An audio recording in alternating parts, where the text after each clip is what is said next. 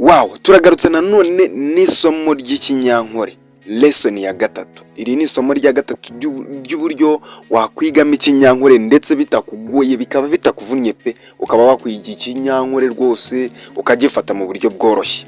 Ndabizi rero abantu benshi muri kugenda mubona ibintu bitari kugenda neza, ariko ni ukubera gahunda z'akazi bitewe n'ahantu umuntu akorera, n'ahantu umuntu yakoreye bituma gahunda zitagenda neza, ariko turi kugerageza uburyo twabigarura kuri gahunda. Murabona kuwa gatandatu ku cyumweru isomo ryarabuze, uyu munsi kuwa gatatu nabwo ikiganiro cyacu ntago cyagenze neza, ntago cyabonetse, ariko turi kugerageza ku buryo twarwanirira nanone kugarura wa mwanya, tugacungura ibi biganiro byacu kugira ngo bireke kuguma biburabura.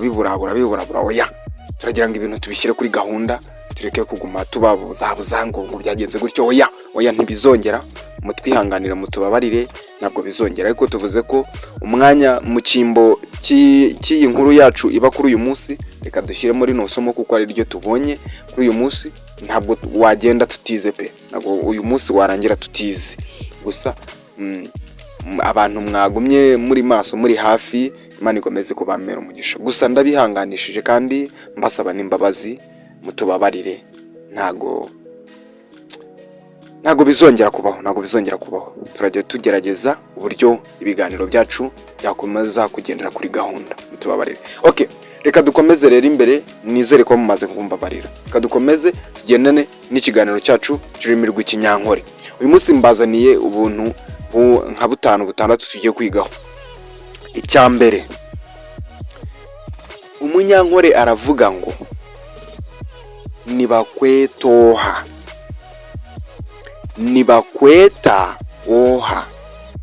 nibakwetoha. Mu kinyarwanda bakwitande,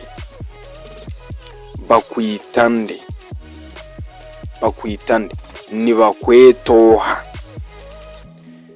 Umunyankore akongera akavuga ngo nurugankahe,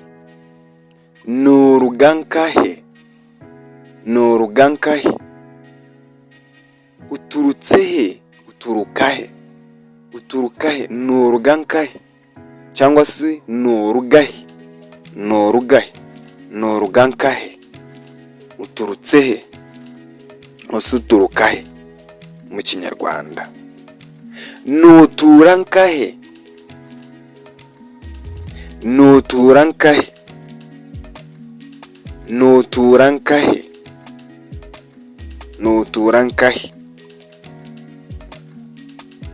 ubahe cyangwa se ubahe, cyangwa se uturahe, ubahehe.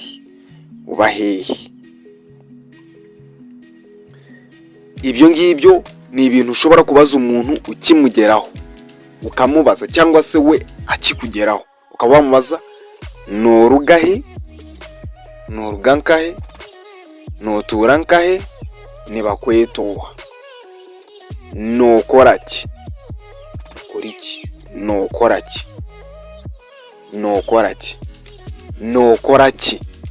ukoriki, nukoraki. Noyenda nkuyambenta, noyenda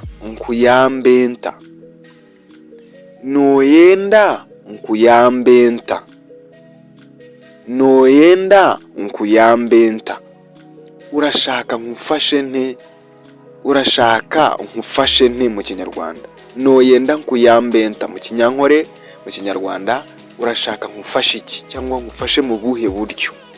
Nuko nguko umunyankore avuga ibintu byiwe mu gihe umuntu aje gusanga, cyangwa se umusanze nko mu muhanda, cyangwa se nawe gusanze mu muhanda, ushobora kumubaza utwo tubazo kugira ngo ubashe gusobanukirwa uwo muntu uwo ari we, nawe agusobanukirwe, ubwo mugatangira kuganira.